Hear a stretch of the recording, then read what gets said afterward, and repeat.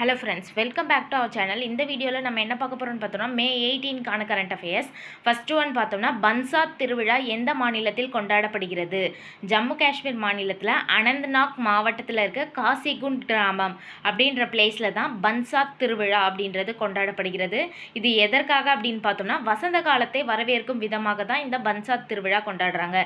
இதில் என்ன பண்ணுவாங்க அப்படின்னு பார்த்தோம்னா, கிராமத்தில் இருக்க மக்கள்லாம் வந்து சேர்ந்து அந்த ஊரில் இருக்க நீர்நிலைகள்லாம் இருக்குது பார்த்தீங்களா, அதில் இருக்க அந்த தேவையில்லாத செடிகள்லாம் நிறைய வளர்ந்துருந்தா அது எல்லாத்தையுமே வந்து க்ளீன் பண்ணி அந்த ஆறுகள் நிறைய நீரூற்றுகள் 500க்கும் மேற்பட்ட நீரூற்றுகள் வந்து அங்கே இருக்குது. அது எல்லாத்தையும் வந்து அந்த கிராம மக்களை சேர்ந்து சுத்தம் செய்கிறது தான் வந்து இந்த பன்சாத் திருவிழா அப்படின்றத கொண்டாடுறாங்க. இது வசந்த காலத்தை வரவேற்கும் விதமாக. அடுத்து, தமிழக அரசினுடைய தலைமை வழக்கறிஞர் விஜய் நாராயணன் அவருடைய பரிந்துரைப்படி சென்னை உயர்நீதிமன்ற மதுரை கிளையில் தமிழக அரசு சார்பில் வழக்குகளில் ஆஜராகி வாதிட ஏதுவாக எந்த மூத்த வழக்கறிஞர்கள் நியமிக்கப்பட்டுள்ளனர்? நம்ம ஆல்ரெடி பார்த்தோம். தலைமை வழக்கறிஞர் வந்து பற்றி சொல்கிற ஆர்டிக்கல் வந்து 165. இப்போ வந்து யார் தலைமை வழக்கறிஞராக நியமிக்கப்பட்டிருக்காங்க? விஜய் நாராயண் அவங்க வந்து உயர்நீதிமன்ற மதுரை கிளை மற்றும் உயர்நீதிமன்றத்தில் தமிழக அரசு சார்பில் ஆஜராகி வாதாட மூத்த வழக்கறிஞர்களை நியமிக்கப்பட்டிருக்காங்க. யார் யார் பார்த்தோம்னா, PV பாலசுப்ரமணியம், T கௌதமன் அப்படின்ற 2 பேர் வந்து நியமிக்கப்பட்டிருக்காங்க.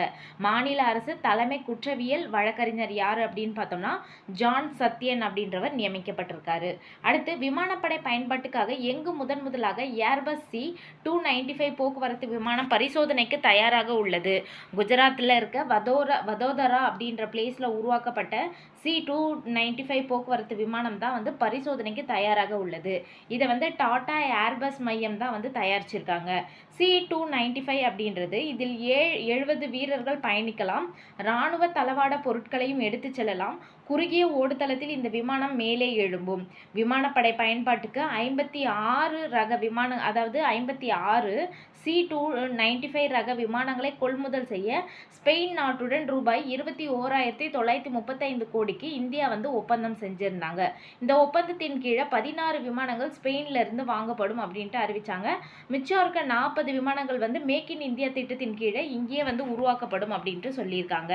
அதாவது இந்த ஏர்பஸ் C-295 அப்படின்றது மொத்தம் 56 விமானங்களை வந்து கொள்முதல் செய்ய ஸ்பெயின் நாட்டோட 21,935 கோடிக்கு வந்து இந்தியா ஒப்பந்தம் பண்ணியிருக்காங்க.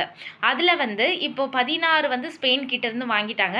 இப்போ இந்த ஸ்பெயின் நாட்டு நிறுவனமும் டாடா ஏர்பஸ் நிறுவனமும் இணைந்து தான் வந்து மேக் இன் இந்தியா திட்டத்தின் கீழே 40 C-295 ரக போக்குவரத்து விமானங்களை வந்து தயாரிக்க இருக்காங்க. அதில் வந்து முதலாவதாக வந்து தயாரித்து அதை வந்து பரிசோதனைக்கு வந்து ரெடி பண்ணியிருக்காங்க. இந்த C-295 அப்படின்றது ஒரு 70 வீரர்கள் வந்து பயணிக்கலாம். இராணுவ தளவாட பொருட்களையும் எடுத்து செல்லலாம். குறுகிய ஓடுதளத்தில் இந்த விமானம் மேலே எழும்பும். இதுதான் வந்து இதோட ஸ்பெஷாலிட்டிஸ். அடுத்து பார்த்தோம்னா, மத வழிபாட்டு தலங்கள் பாதுகாப்பு சட்டம் இயற்றப்பட்ட ஆண்டு 1991. நரசிம்மராவ் ஆட்சியில் தான் வந்து மத வழிபாட்டு தலங்கள் பாதுகாப்பு சட்டம் இயற்றப்பட்டது. தற்போது நடைபெற உள்ள மக்கள் தொகை கணக்கெடுப்பு எத்தனையாவது கணக்கெடுப்பு அப்படின்னு பார்த்தோம்னா, 16வது மக்கள் தொகை கணக்கெடுப்பு. முதல்ல மக்கள் தொகை கணக்கெடுப்பு வந்து 1872 நடைபெற்றது. முதல் மற்றும் முழுமையான, அதாவது வந்து ஒரு கம்ப்ளீட்டான மக்கள் தொகை கணக்கெடுப்பு அப்படின்னு பார்த்தோம்னா 1881 தான் வந்து ஃபஸ்ட்டு நடைபெற்றது. அதுக்கப்புறம் பார்த்தோம்னா, இந்த மக்கள் தொகை கணக்கெடுப்பு அப்படின்றது 10 வருஷத்துக்கு ஒரு முறை வந்து கணக்கெடுக்கப்படும். ஃபஸ்ட்டு 1872 வந்து நடைபெற்றது. முழுமையான மற்றும் முறையான மக்கள் தொகை கணக்கெடுப்பு அப்படின்னு பார்த்தோம்னா அது வந்து 1881 கணக்கெடுப்பு நடந்தது. 10 வருஷத்துக்கு ஒரு முறை மக்கள் தொகை கணக்கெடுப்பு நடைபெறுகிறது. தற்போது நடைபெற உள்ள மக்கள் தொகை கணக்கெடுப்பு 16வது மக்கள் தொகை கணக்கெடுப்பு. கேரளாவின் புதிய முதல்வராக பதவியேற்க உள்ளவர் யார்? VT சதீஷன் அவங்க தான் வந்து கேரளாவினுடைய புதிய முதல்வராக பதவியேற்க இருக்காங்க. மொத்தம் இருக்க 140 தொகுதிகளில் 102 தொகுதிகள் வந்து காங்கிரஸ் தலைமையிலான ஐக்கிய ஜனநாயக முன்னணி கட்சியை சேர்ந்தவங்க தான் வந்து வின் பண்ணியிருக்காங்க. அதிலிருந்து VT சதீஷன் அப்படின்றவர் கேரளாவினுடைய புதிய முதல்வராக பதவியேற்க இருக்காரு.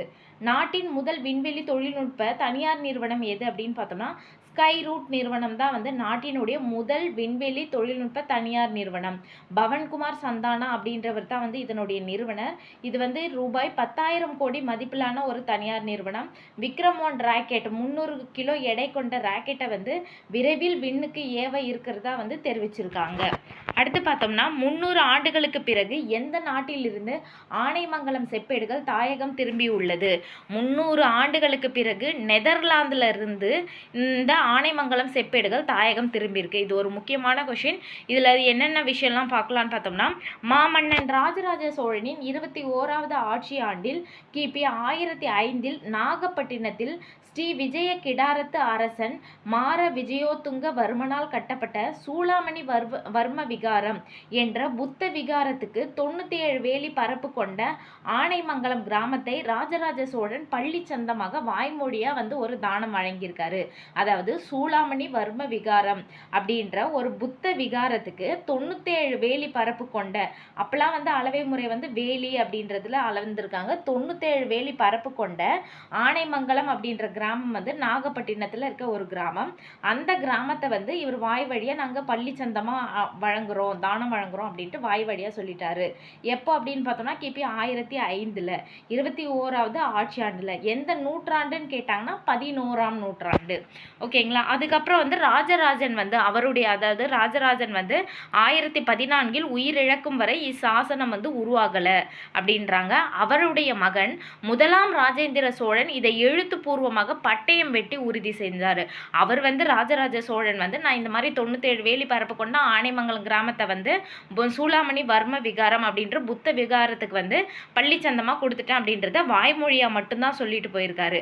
அவருடைய மகன் ராஜேந்திர சோழன் தான் வந்து இதை எழுத்துப்பூர்வமாக பட்டயம் வெட்டி உறுதி செஞ்சிருக்காரு. இது வந்து 30 கிலோ எடை கொண்ட 21 செப்பு தகடுகள் வந்து இருக்கு. ஒரு வெண்கல வளையத்தால் பிணைக்கப்பட்டிருக்கு. வளையத்தில் சோழ அரச முத்திரை வந்து இருக்கு. இது வந்து எப்படின்னா 21 செப்பேடுகள் வந்து ஸ்லைஸாக இருந்து அது எல்லாத்தையுமே வந்து ஒரு வளையத்தால் வந்து பிணைச்சிருப்பாங்க. ஒரு புக்கு மாதிரி வந்து பிணைச்சிருப்பாங்க. அந்த வளையத்தோட மிட்டில் வந்து சோழ அரசனோட முத்திரை, அதாவது எந்த மன்னரோ சேரர்களாக இருந்தால் சேரர்களது, அதோட பாண்டியர்களாக இருந்தால் அவங்களுடைய அரச முத்திரை வந்து இடம்பெற்றிருக்கும். இதில் வந்து சோழ அரச முத்திரை வந்து இடம்பெற்றிருக்கு. 5 ஏடுகள் வந்து வடமொழியிலும் 16 ஏடுகள் தமிழிலும் உள்ளன. குலோத்துங்க சோழன் உறுதி செய்த 3 சிறிய ஏடுகளும் இணைக்கப்பட்டுள்ளன. இது மொத்தம் எத்தனை அப்படின்னு கேட்டாங்கன்னா 21 ஏடுகள் இருக்கு. அதில் 5 வந்து வடமொழி, 16 ஏடுகள் வந்து தமிழில் இருக்கு. குலோத்துங்க சோழன் உறுதி செய்த 3 சிறிய ஏடுகள் வந்து அதாவது வந்து 3 சிறிய ஏடுகள் வந்து குலோத்துங்க சோழனால் உறுதி செய்யப்பட்டது. ராஜராஜ சோழன் வந்து சைவ சமயத்தை சேர்ந்தவர். அவர் புத்த சமயத்துக்கும் வழங்கியிருக்கிறத வந்து பார்த்தா இது வந்து ரொம்ப பெருந்தன்மையாக காட்டுகிறது அப்படின்றாங்க. 18ஆம் நூற்றாண்டு டச்சு ஆதிக்கத்தின் போது ஃப்ளோரன்ஷியஸ் கேம்பர் என்பவரால் நாகையிலிருந்து இந்த செப்பேடுகள் வந்து நெதர்லாந்துக்கு வந்து எடுத்துகிட்டு போயிட்டாங்க. அவங்களுடைய தாயகம், அதாவது டச்சுக்காரர்களோட தாய்நாடு வந்து நெதர்லாந்து, அங்கே எடுத்துகிட்டு போயிட்டாங்க. யார் அப்படின்னு பார்த்தோம்னா ஃப்ளோரன்ஷியஸ் கேம்பர் அப்படின்றவர் 18ஆம் நூற்றாண்டில் ஹமேக்கர் குடும்பத்தினர் வசம் வந்து இந்த செப்பேடுகள் வந்து இருந்தது. 1862 லெய்டன் பல்கலைக்கழக அருங்காட்சியகத்துக்கு நன்கொடையாக வழங்கப்பட்டது. தற்போது பிரதமர் மோடி அவங்க 5 நாடுகளுக்கு வந்து சுற்றுப்பயணம் மேற்கொண்டிருந்தார். அப்போது வந்து அவருக்கு வந்து இதை வந்து பரிசாக, அதாவது இந்த ஆனைமங்கலம் செப்பேடை வந்து பரிசாக வழங்கியிருந்தாங்க. அதனால தான் இப்போ அந்த ஆனைமங்கலம் செப்பேடு குறித்த மொத்த விவரங்களையும் வந்து தெளிவாக நம்ம பார்க்குறோம்.